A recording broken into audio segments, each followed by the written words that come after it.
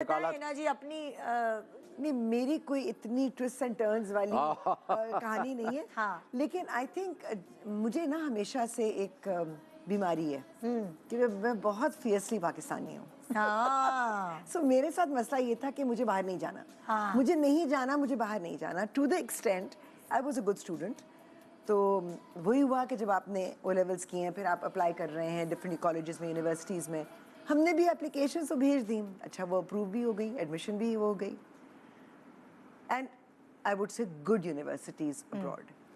لیکن ایک دن میں نے ایسے ہی سوچا کہ اگر میں اب چلی گئی پاکستان سے تو اس کے بعد تو میں چلی ہی گئی نا, کیونکہ پھر آپ کالج جا رہے ہیں, پھر آپ یونیورسٹی جا رہے ہیں, پھر آپ لڑکی ہوتے آپ یہ سوچتے ہیں کل کو شادی ہو جائے گی.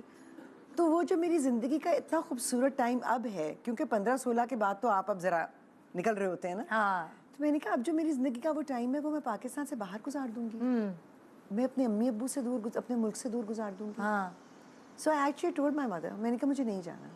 پھر یہ بھی خیال ہے کہ میرے ماں باپ کی حق حلال کی کمائی ہے, اتنی ضائع کرنے کی ضرورت نہیں ہے, پڑھائی تو یہاں بھی ہو سکتی ہے.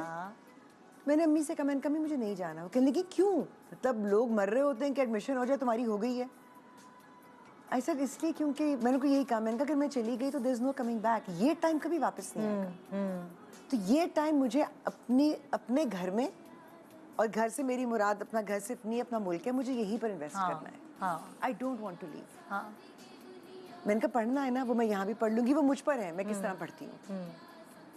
سو پڑھائی بھی یہیں کی.